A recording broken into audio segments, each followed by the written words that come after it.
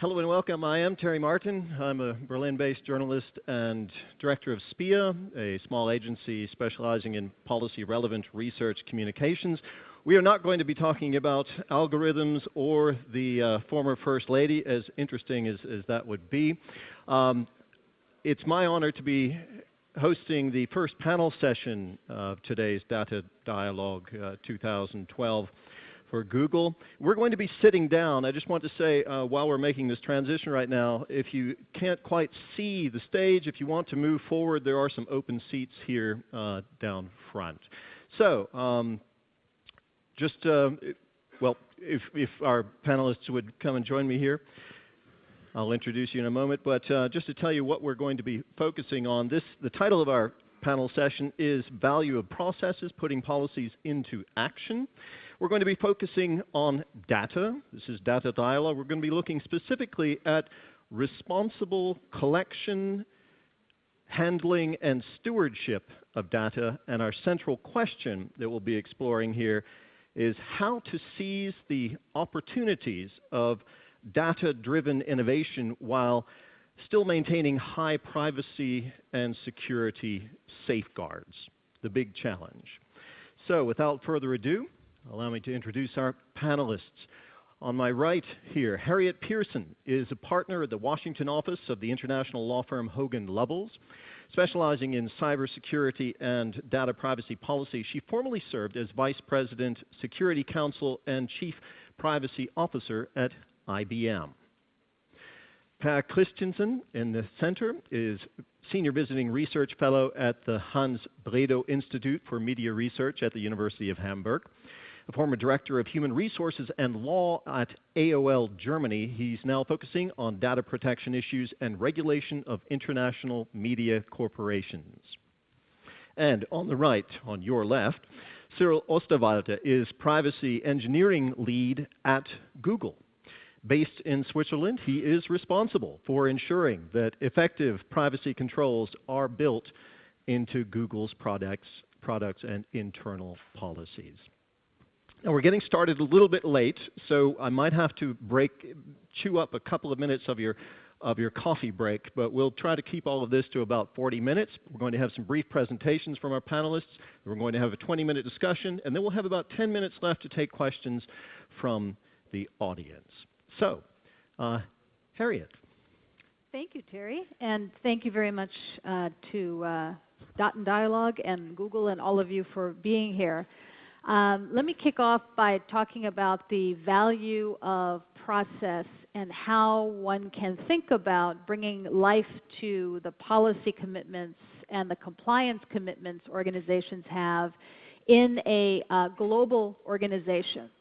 I was appointed privacy officer at a very large company, IBM, in the year 2000 after several years of working on policy matters in privacy. And when, after several years of working on policies that governed what the company would do with information, the senior management of the company came to the realization that we needed to have an accountable individual and an accountable framework for making sure those policies were translated into action. And we said to ourselves that policies without process around them to make them real were really only hope. Policies without process were an aspiration only. They would not make real for the consumer, the individual, or the employee the commitment.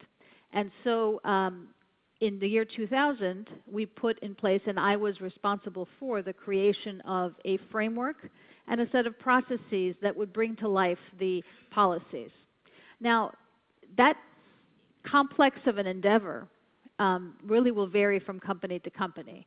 But basically, there were three elements of that framework and the set of processes.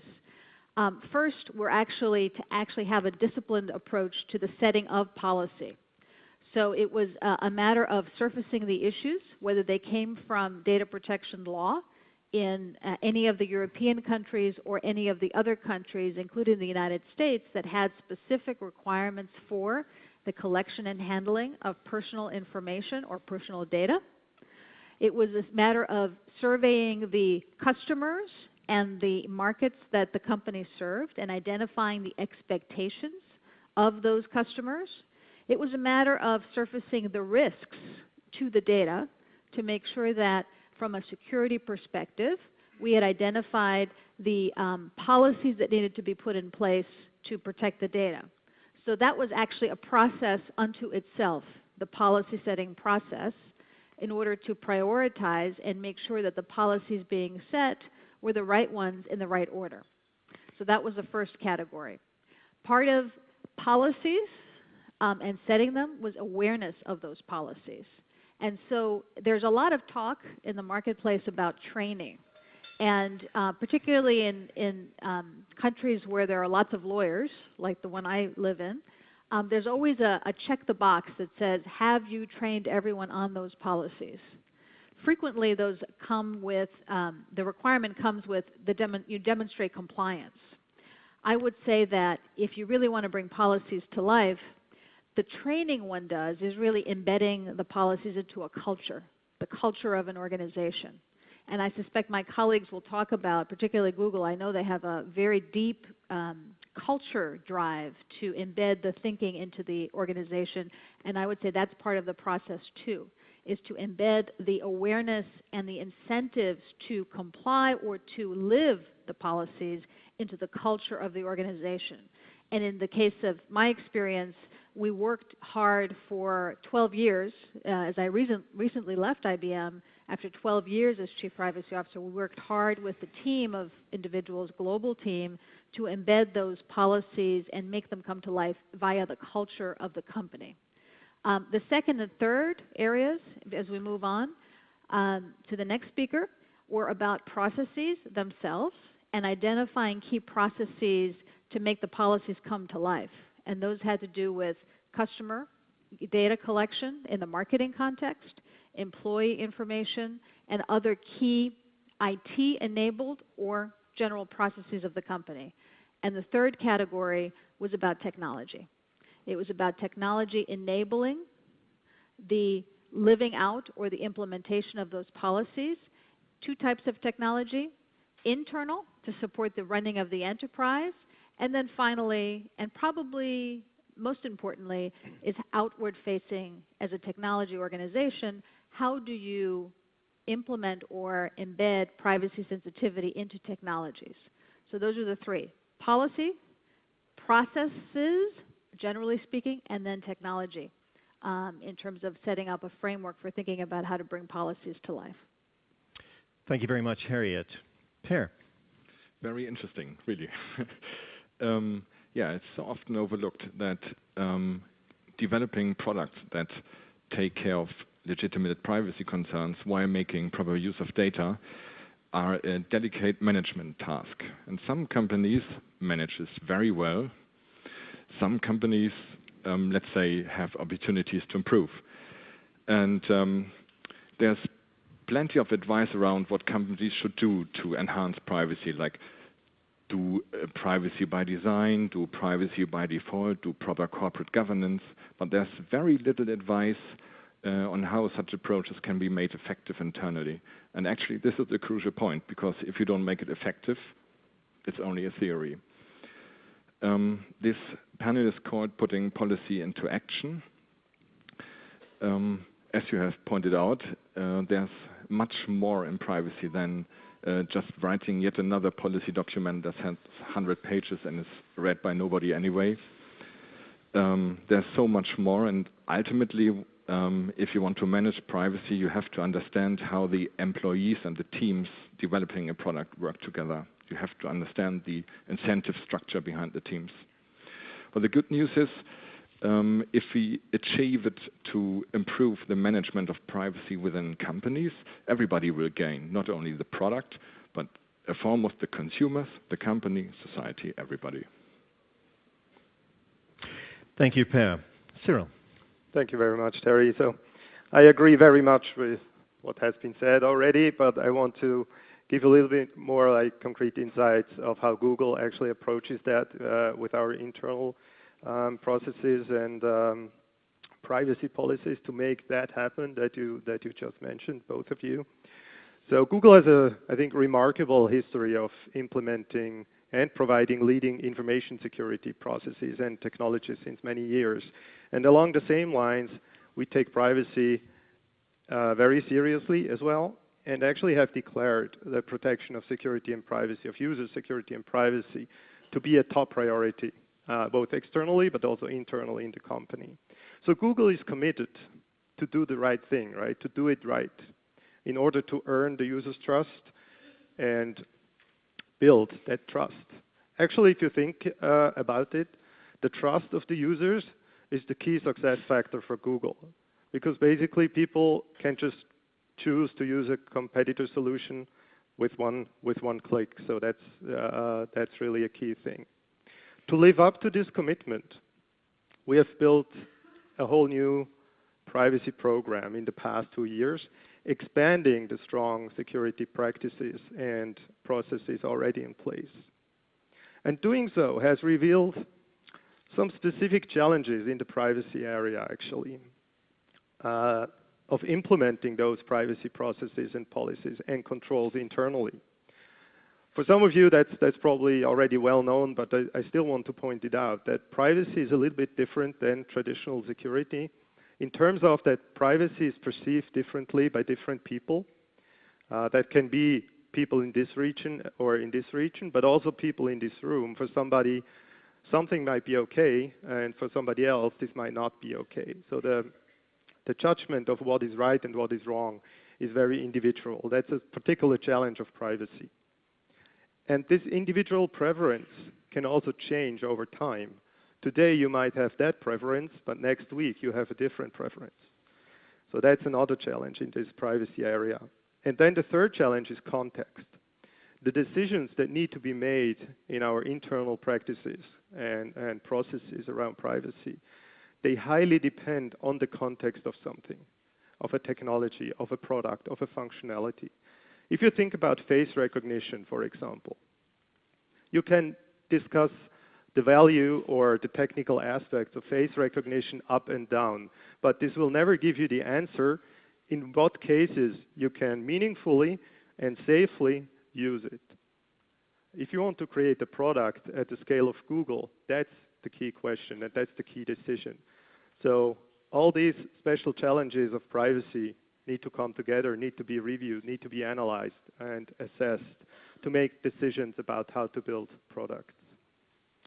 So this set of challenges has led us to build a cross-functional group, a privacy working group, that consists of experts from cross-functional areas, experts on privacy-related topics, including product managers, engineers, compliance lawyers, and public policy people. And with that group, we continuously review products, code, from the early stages of an idea, of design, over the development, over launch, and also after launch, to ensure best practices in terms of privacy, and work with those teams to make sure that we protect user security and privacy, while we can still allow products to evolve and innovate new products. So that combination of ensuring the best practices, ensuring the right privacy controls, while still being able to innovate products, that is a major challenge for us, certainly. To conclude my introduction, so I could summarize probably our approach best by pointing out 4 efforts that are related to that. First, a dedicated team of professional experts. So at Google, we have a team of more than 300 engineers, product managers and engineers, who are dedicated to privacy and security every day. In addition to them, we have hundreds of other people in cross-functional areas or in product teams also working on privacy and security features together with the dedicated team. So that's one thing. We need to have that to actually make the other things happen. The second one are the policies and the processes and the guidelines. We need those, and those make a lot of sense, but we need the rest to actually put them in place, to translate them into actions in the products. The third one is, as you mentioned, the technologies and the tools. And similarly, like you described it, we also have technologies that are like user-facing to offer controls, choice to the users. So they actually get into control how to manage the data that is entrusted with Google. But we also need internal technologies, for example, to enforce privacy controls, internal controls for to enforce access or to audit access to sensitive data internally. And the fourth area is the culture and the training and the awareness. That's also the team of dedicated experts that provides the consulting to all our other colleagues at Google with trainings, with consulting based on projects, products, and with awareness campaigns that we do across the whole company. Thank you, Cyril. By the way, before we continue, I should mention that one of our panelists couldn't be here today, and so I offer apologies for Thomas Petri from Bavaria's Data Protection Authority. He simply couldn't be with us here today and sends his apologies. So I'd like to begin our discussion by focusing on the term that Cyril referred to that seems to be so critical to this discussion, and that is trust. You said, Cyril, that trust is the key to your success, to Google's success. And I want to ask Per first. Per, what processes do organizations need to put into place in order to win the kind of trust, both from users and data protection authorities, in order to operate successfully in their environments? I know this is a difficult question. You mentioned there's lots of advice on how to put together a policy document, but the processes, you must have thought about this a lot.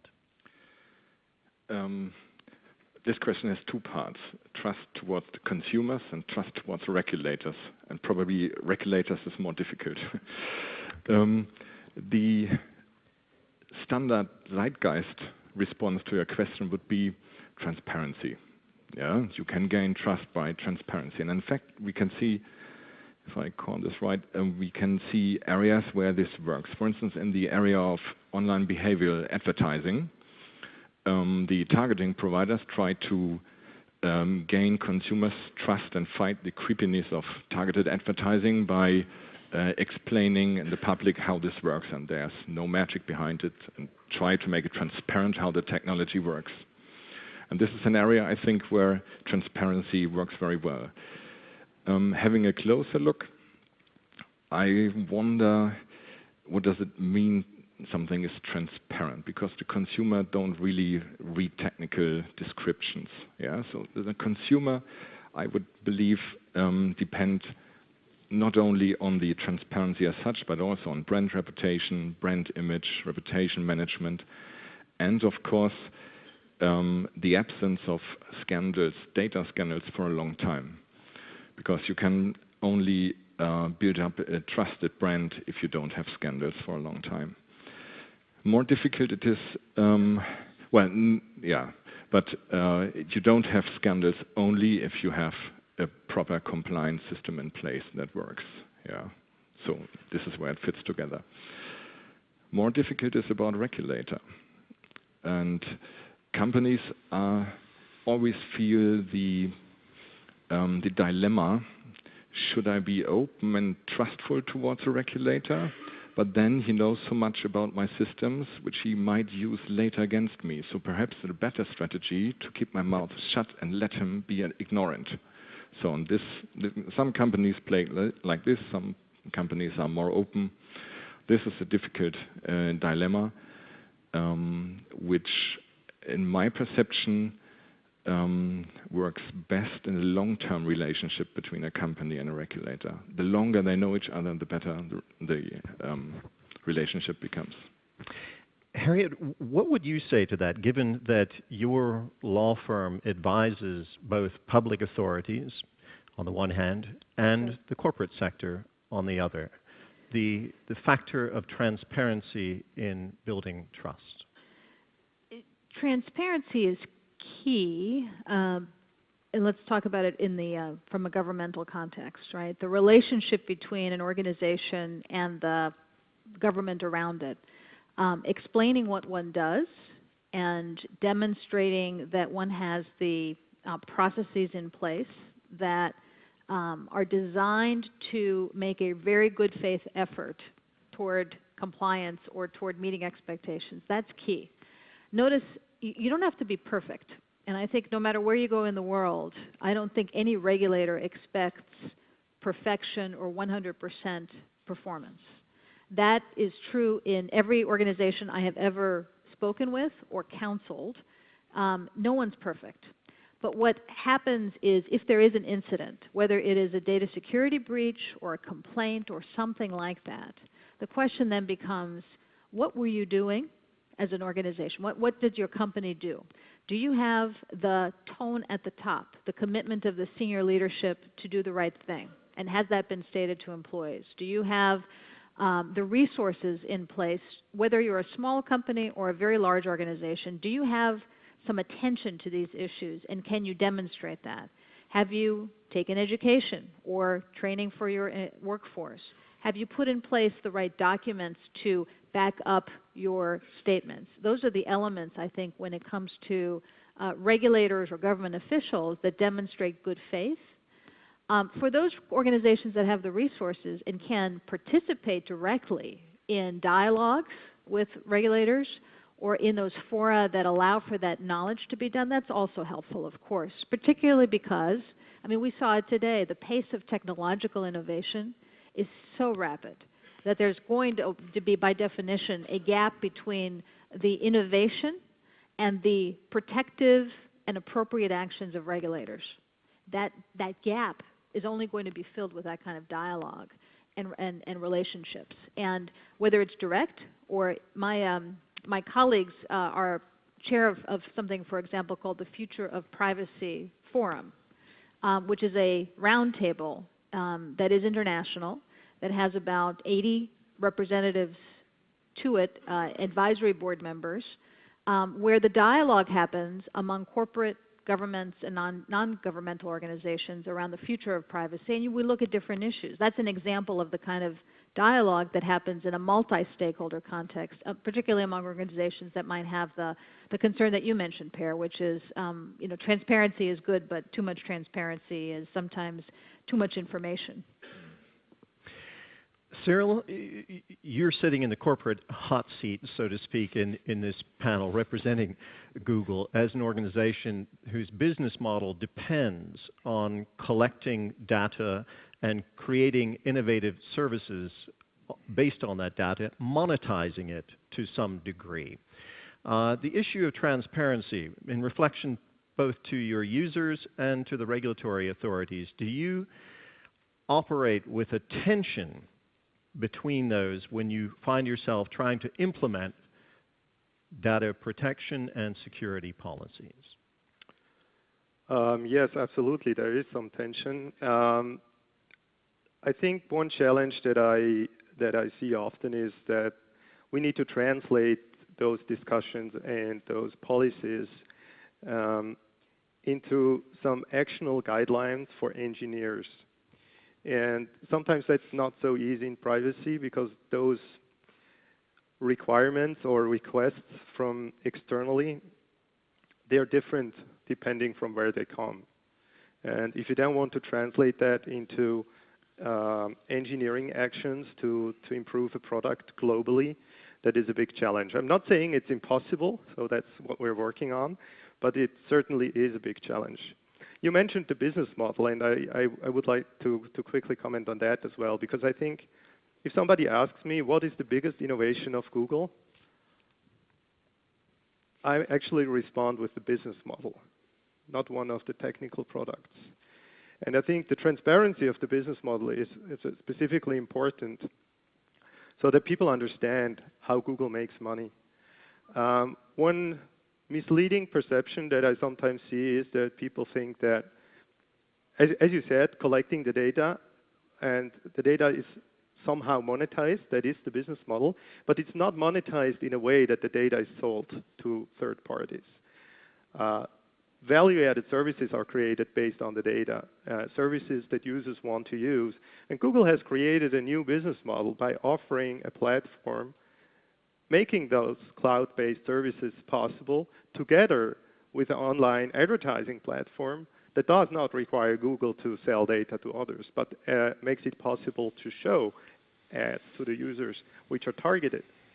And that transparency of the business model, I think, is very, very important. Because in many cases, when there are requirements for privacy improvements at Google, and the motivation for asking for that improvement or change is based on the concern that Google would actually sell data to make money, then the issue lies with the initial motivation, and then it's way too late to fix it in, I don't know, in privacy controls in products.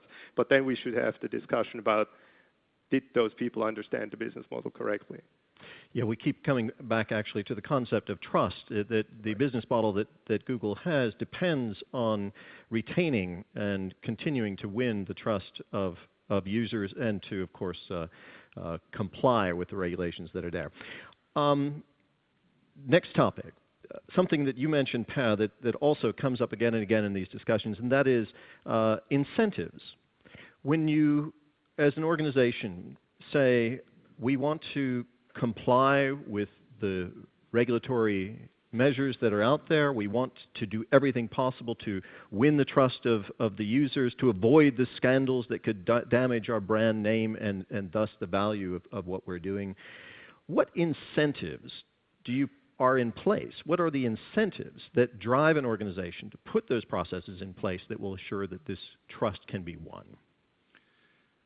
I can give you an example, because in preparation for this panel, I called a friend of mine who is a product manager working on a product for a large German-based company. And she told me the following. So, yeah, you know, I have to manage this product, and I started to finish my product requirement document, Lastenheft, Pflichtenheft. And I tried to call legal department of this company, and I got an answer machine, and they didn't call me back. Instead, they sent me a 100 pages policy document to comply with. Okay, I did. So, and they told me come back with a product in beta test.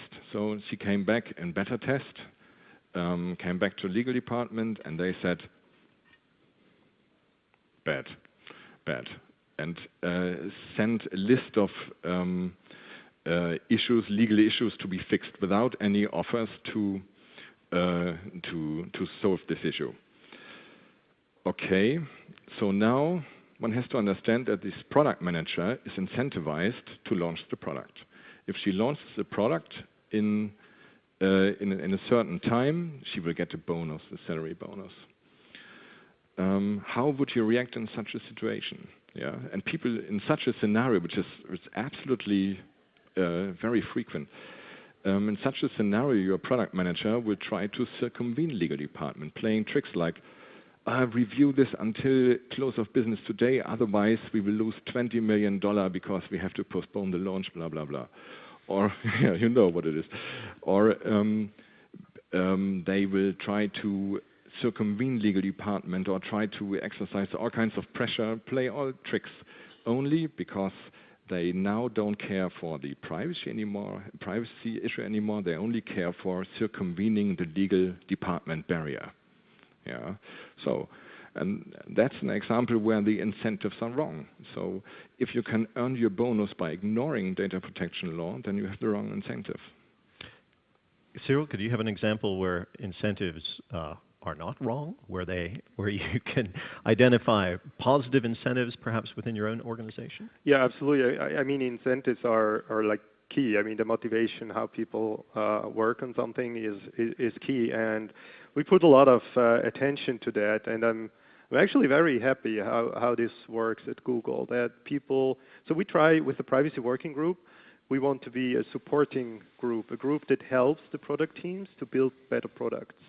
Because the product team is aware that if they launch a product that is not complying with privacy expectations or privacy standards or best practices, it will not be the best product they could have built. And so we aim for a productive and constructive collaboration here, and not just a gating approval step. Obviously, there needs to be certain gating approval steps as well. But this is much better understood if the product teams are basically coached from the very beginning over the whole development cycle, over launch. And so it's a collaboration to improve, to make the product even better. And that is a cultural thing. To aim for the best product is a cultural thing. And if you just aim for the personal bonus tied to the launch, that's a different thing. And I think that's a big value at Google, that product teams really want to build the best products in the world. And that includes protection of user security and privacy.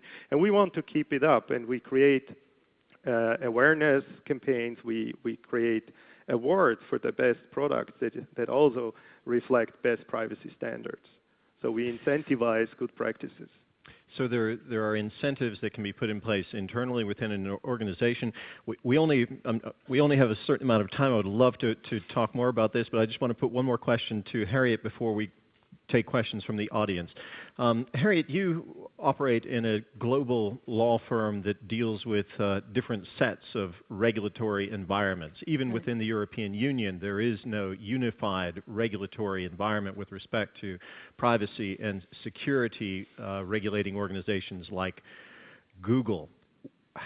We are seeing some efforts towards cooperation and unification in that direction. Also, a new announcement between Canada and Germany just coming out yesterday that they'll cooperate on regulatory issues regarding internet privacy.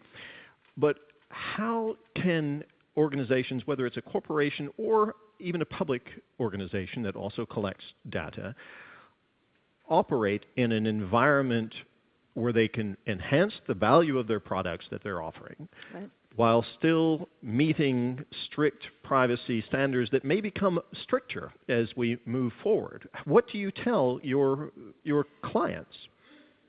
You know, when you look across the 150 countries, let's say, of the world that are main economic centers, almost all of the laws and regulatory structures around data privacy come from the same paradigm. They come from what's known as the Fair Information Practice Principles, which are all about how do you help the individual make decisions about how to govern the information about them. How do you actually enable the individual? And that common root, actually, when you look at how the laws have expressed themselves, about 80 to 85% of the requirements are common across the globe, in the countries that have these schemes. So on a very practical level, one of the key thoughts here is that any organization can put in place some foundational programs to look at privacy and protect data, and they'll get it almost right if they do that basic foundational program.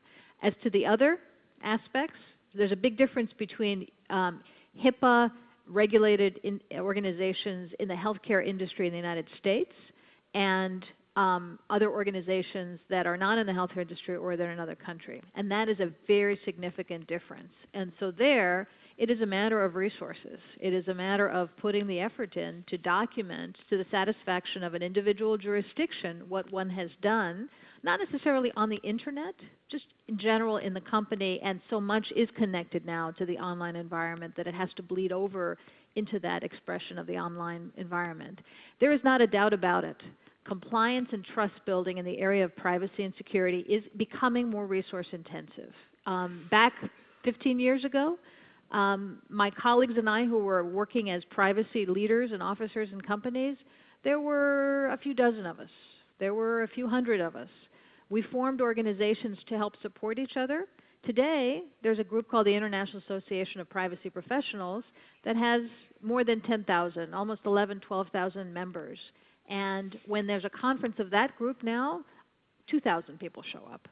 So it shows that there's an increase in resources in the kind of people working in the technical arena, the legal arena, policies, processes, and there's an additional resource that has to be done. And it's not surprising in an environment of big data, where data has more value, where the use of data is so important, you're going to have a little more focus on balancing and accommodating the concerns and the issues. Okay. Officially, we're supposed to be in our coffee break. I'm going to use a little bit of time from our coffee break, since we started late, to accommodate some questions from any of you to our panelists. And I would ask you to please raise your hand, grab a microphone, identify yourself, and direct your question to a specific panelist or just to the panel at large. Are there any questions? Again, we're talking about processes as opposed to specifically data security, which will be the topic of a debate later on this afternoon. Any questions for our panelists? Yes, the gentleman in the back there. First you, or here, it's fine. Okay. Hi, sure. Thomas Ramge with Brand 1 magazine, German business magazine. I have a question if things don't go as well as you've described them. What's a good strategy for a company if they face a big data scandal, a cybersecurity scandal, as happened to Sony, for example? Well, one of the key processes an organization should have is the response plan. What happens when something goes wrong? And assuming that at some point something will go wrong is a good bet, is a good thing to do, because no one's perfect. So that's number one. Know what happens when something, you get a report that says we've seen some data out there on the web that shouldn't be there, or we have evidence of a malware infection and you need to address it and see whether there's been a compromise, or somebody is, as they call it, blowing a whistle and saying they've seen some pattern of bad behavior. What do you do? Is there a senior organizational leader who will step in to make sure the organization does the right thing? Are you prepared to deal with it, and most importantly, deal with the issue, but then deal with the cause of the issue? That is the way to build trust, actually. Some organizations that have gone through these moments of crisis, when they emerge, they're actually more trusted and more powerful in the sphere of influence they have than they were before. So it's an opportunity almost. Not that I would wish it on anybody, but it's an opportunity to engage and emerge from it. Turning risk into opportunity, yes.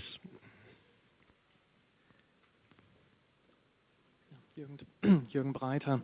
It's more a general question. I was wondering, when we talk about policies or trust, I was trying to find out if a representative member of an enterprise is here today on this conference, and I was asking in the registration, and they were told not to give information about the guests to other guests.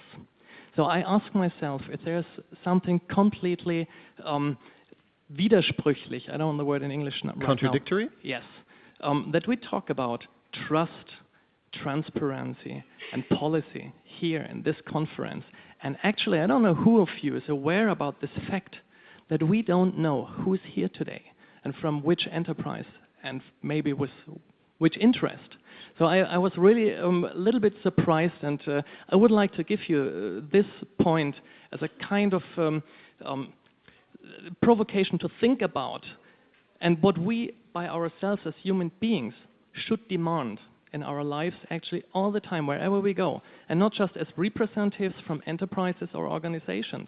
And actually, I would like to know, everybody here knows my name and knows my opinion because I was standing up there. Actually, I would like to know who is here right now today, with which interest and with which background. That's an interesting point, and perhaps Google will take that on board. But if someone has a question for our panelists, that would be most welcome. Yes, ma'am. I have a question because you talked also about putting policies into technology, and I'm aware there was a project some years ago which was called Pretty Good Privacy, and I thought there was big problems to put actually policies of enterprises into technology within this project, because it was the lawyers had big difficulties to define rules which were apt to put into technology. And so I would like to ask if there are some innovative ideas how to really put policies into technology, and how you could give incentives to make these possible. Who would like to respond to that?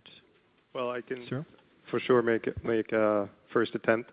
So yeah, it's a very good question, and it's a big challenge to do that. And I think one important aspect to tackle this is to think about the different abstraction levels.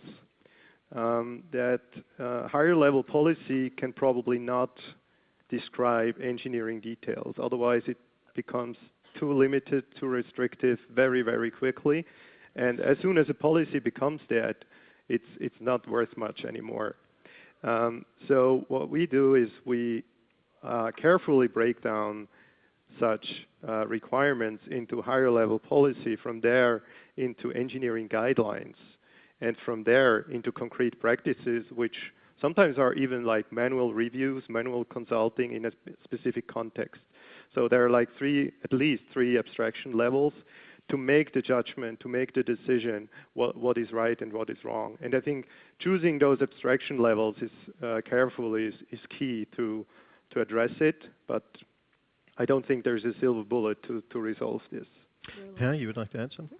I don't know about your specific project, but what I've seen is that somebody had a similar idea and wanted to implement some new technology into the company, and it was a good idea. And the top management said, I don't really care. Yeah. So, and the leaders gave the signal to the company, we don't really care. So suddenly people started to react like this. It takes only my time. I don't need it. I focus on other things. Yeah. And this whole good idea actually was stuck with a defect on the leadership level, so to say. So leadership is essential for implementation. So before we go to coffee break, say one more question, max, if any. Any? Coffee is also good. Yeah. Okay. Sorry, is there? It's hard to see through the lights. Thank you very much. Richard Yanda from McGill University in Canada. This has been a very reassuring discussion because it suggests that the privacy concerns can actually be built into the data gathering process and into technology. But I wonder if the panelists could comment on places where they see more conflict or tension, where these challenges of privacy might actually run counter to the goals of developing data gathering. Well, I think, you know, as you say, if you're from Canada, I want to acknowledge this notion of privacy by design. That the term was coined by a Ontario Canadian regulator named Ann Cavoukian, and the paradigm of how do you think about embedding privacy-sensitive thinking into every stage of an organization is a lot of what we've been talking about here. Privacy by design is essentially the processes that go into it. It doesn't mean that at every stage you maximize the privacy outcome. And I think that's the way I would suggest one thinks about it, that not at every stage you embed, but you comply with law. That's a foundation. But at the same time, there is so much to do with the data. And the volume of data is increasing. So how do you, for example, take this data minimization principle, which is a principle, one of the fair information practice principles that says you should minimize the amount of data you collect for the purpose for which, you know, that purpose today. Well, if you're in a kind of an organization that is all about maximizing the utility of the data by gathering more and more, that's a hard one. Except you have to define what the scope is then so broadly as to say, you know, how do you square that with privacy? I think that's one of the tensions, is that the definitions can stretch and stretch and stretch to the point where a casual observer, a regular person will say, well, I don't see privacy anymore. Well, it's a balance, and I think that's one of the tension points. Okay, I'm afraid we're going to have to leave it there. We've eaten up a good chunk of our coffee break. If our organizers agree, perhaps we can extend our return from the coffee break by a good 10 minutes. So thank you all for listening. Thank you to our panelists, and look forward to the rest of the afternoon. Thank you.